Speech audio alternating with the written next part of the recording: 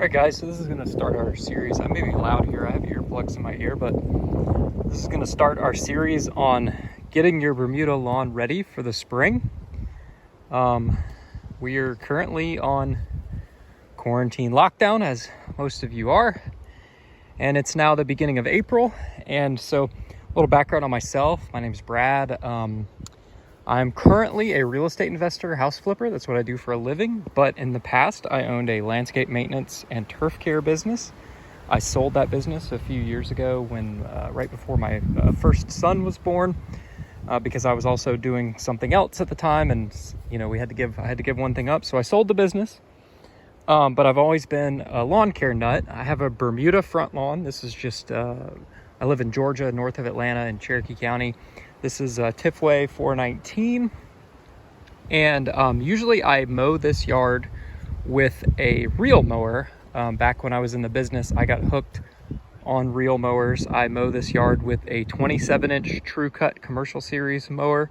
I started out with a 20-inch True Cut homeowner grade model, which I have since upgraded to the other one, and then I sold the 20-inch to my dad, who uses that on his front yard at his house. Every spring it's important that you scalp down the Bermuda. I scalp mine down usually at the beginning of April, beginning to middle of April. As you can see, the Bermuda is coming out of dormancy now, starting to green up. So what we're going to do is essentially train the yard here to, hopefully that's better. I pulled the earplugs out of my ears. I may not be talking as loud now. We're going to train the yard to mow short. Towards the end of last year, I got kind of lazy and I just sort of let the yard let the yard grow. I usually do that after our vacation we take towards the middle to end of July.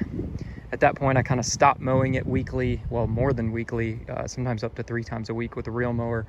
And I just let it grow. And actually, because when you cut it really, really short and it's super thick, you can let the thing grow for a month and it doesn't really look like it's that tall. So I let it grow to the point where I could start mowing it with my rotary mower. I have the mower you see me using there is a Honda that I borrowed from my dad. I used to have a 21-inch snapper mower, but I only use the 21-inch once a year when I'm scalping and bagging the yard, and I don't use it the rest of the year. So I really just couldn't justify keeping the other mower. That 21-inch snapper was one I had left over from my business. I kept it after I sold my business just because I thought I would use it to clean up leaves and stuff like that.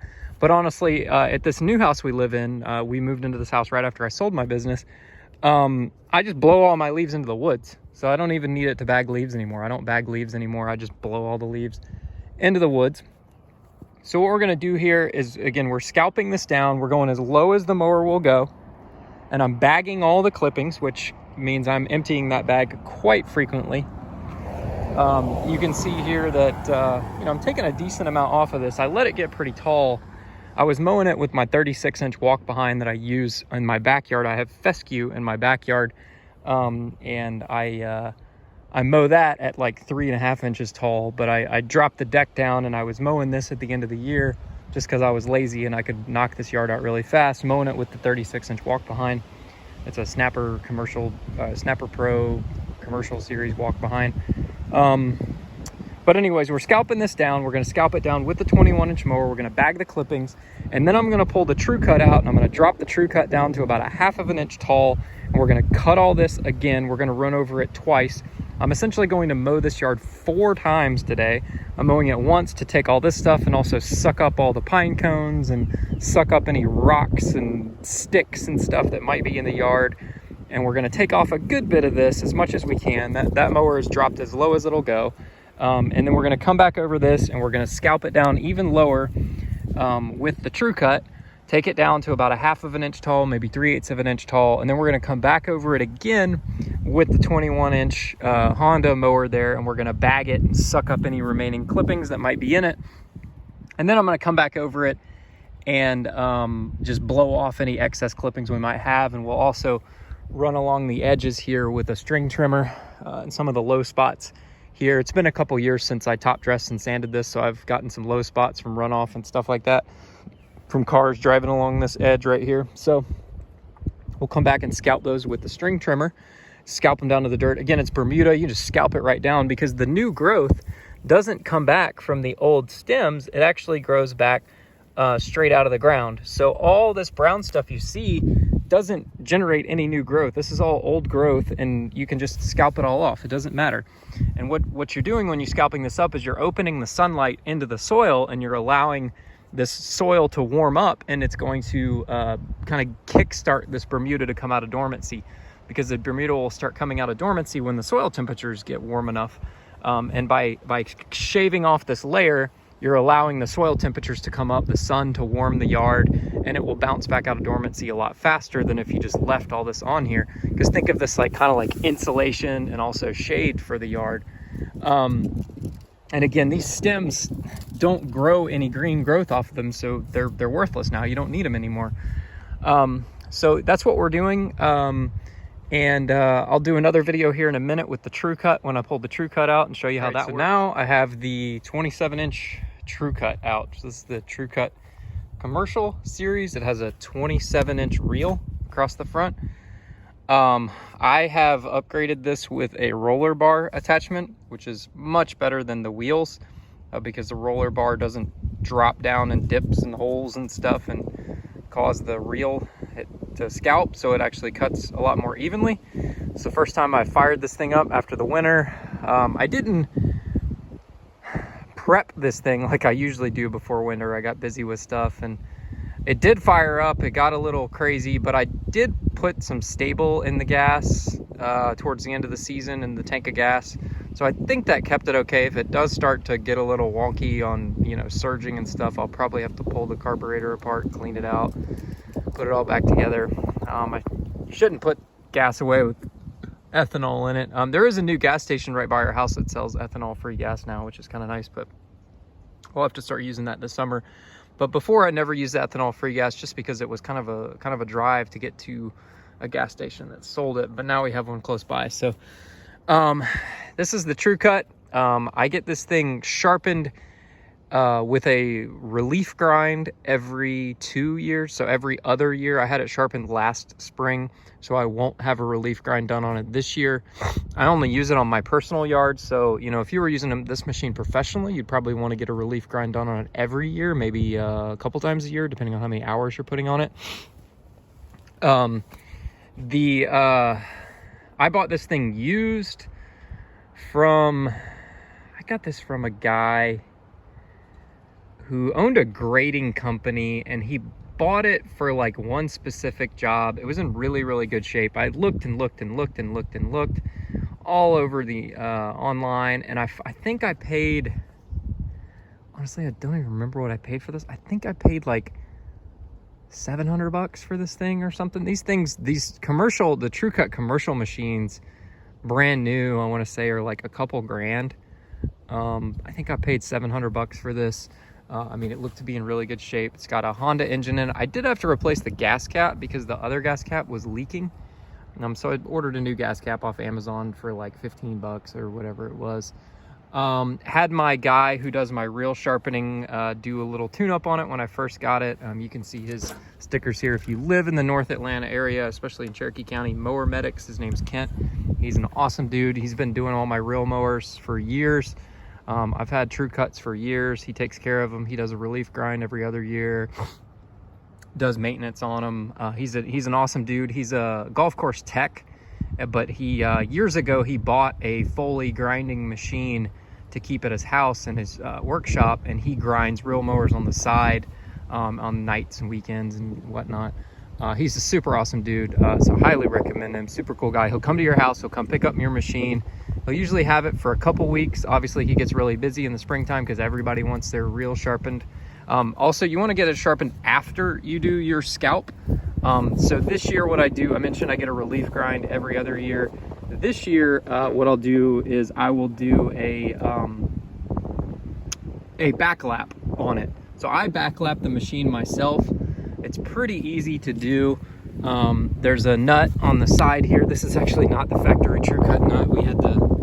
Someone had messed with this, and Kent and I rigged this, and this nut has been holding, and it's holding fine. That's a nylock nut, but it's been holding fine, so it works fine.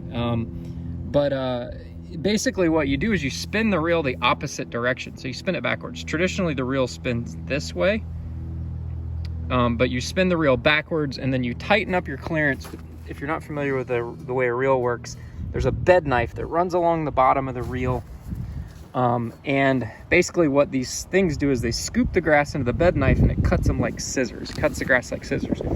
So you tighten up your clearance between your bed knife a little bit and then you spin this backwards. I just use a power drill in one hand, and then with my other hand I have a little brush with some lapping compound. I just buy a little valve lapping compound from the auto parts store and use that. You can buy real lapping compound, but it's basically the same stuff. So I buy the valve lapping compound at the auto parts store. I buy a couple packs of it, mix it all together in a tub, and just brush it on with a brush. You run it back and forth. You have to listen for it. There's a bunch of videos out on YouTube on how to do it. I'm not gonna tell you how to do that, but I back lap it once, like every other year. Again, I only use this on my front yard, so I don't get a ton of hours. I mean, it maybe gets, 30 minutes of use per week, 30 minutes to an hour of use per week. So, in a given season, it's getting maybe 20 hours of use, if that. So it's really not a ton of use. And then I'll hit these zerks with some grease occasionally. But again, this is a commercial grade machine, so it has the commercial grade Honda engine. It has the 2 tires in the back. This is a very, very heavy machine, but it drives by itself and it's fast. So I use this on the Bermuda. So I've dropped the reel down basically as low as it'll go. You can sort of see it through there. I mean, that thing's only maybe 3/8 of an inch off the dirt, so it's pretty low here. And I'm going to run over everything and scalp it. I might need to raise it up 1 click. We'll see how it does. Sometimes it'll start rubbing on some of these high spots. It's been a couple years since I top dressed this yard, so it's getting a little uneven. I need to top dress it again. Every couple years I do a kind of a mixture of manure and river sand and top dress this, kind of level it out. And I may do that again this year. I usually do that around Memorial Day, which is when, if you have a Bermuda lawn, a lot of people scalp their Bermuda too early. They scalp it in like right now, like or late March, early April, which is too early. You need to actually have the Bermuda out of dormancy completely, and it needs to be actively growing when you aerate, because you want it to recover very quickly. If like when I aerate in around Memorial Day, within a week the turf is completely recovered back to normal. So that's when I usually do the top dressing, is right after I aerate. I'll aerate and then I'll top dress that day, run it all out, and then I'll run over the yard with the drag mat, and it'll bust up all of the plugs from the aeration and then mix it up with the sand and the manure and drop it down in the holes. You get a lot better results that way. So I may do that again this year, because I didn't do it last year. I did the year before though. So that's what I do. We're gonna go scalp this whole thing down. We'll run over it with the True Cut here, scalp it all down, and then we'll run back over it again with the Honda and the bagger and suck up any remaining clippings on there. And then we'll come along the edge and I'll edge the outsides with a bladed edger. I just have a steel edger. We'll edge the sides and we'll run the string trimmer and scalp everything and blow everything off, and we'll call it a day. So I ran, again, earlier videos, ran over it with the Honda, bagged everything, ran over it essentially twice with the True Cut. So I would go one direction and then come back that same direction again. The reason I do that is because the front bar pushes the grass kind of that way.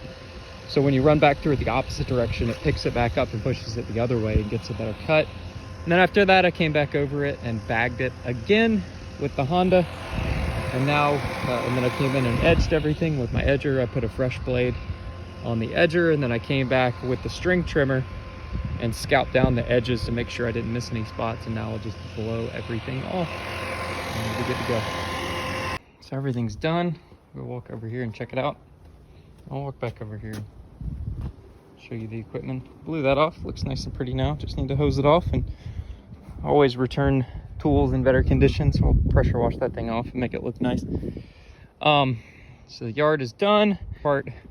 We are now officially scalped down and ready for spring growth. And what I'm gonna do now, what that does is that trains, quote unquote, trains the Bermuda to grow low And when you cut it low, and you cut it frequently low, what happens is Bermuda wants to spread. So it's going to spread and it's going to send the stolons out.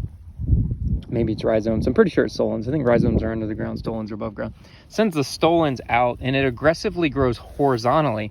And what that actually does is creates a more dense, quote unquote, canopy of the Bermuda, which actually reduces your water needs, because it actually has more canopy to create photosynthesis and take up nutrients and sunlight and that sort of thing.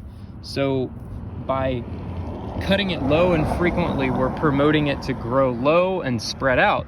Also, what that does, like I mentioned earlier in the video, is that at the end of the season, I can kind of stop cutting it for almost like a month, and the grass only grows vertically just maybe up to like 1.5 inches, and then I can just start mowing it. I can do the last few mowings of the season with just a regular rotary mower instead of cutting it with the reel, which is kind of nice.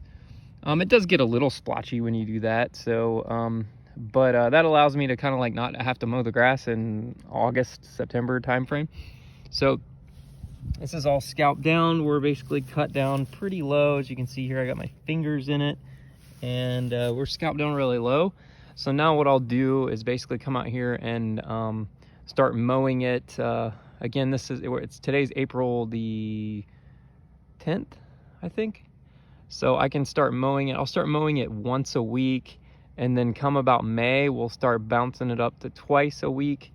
And then by June, we're gonna be into, 2 to 3 times a week mowing this Bermuda with the reel mower.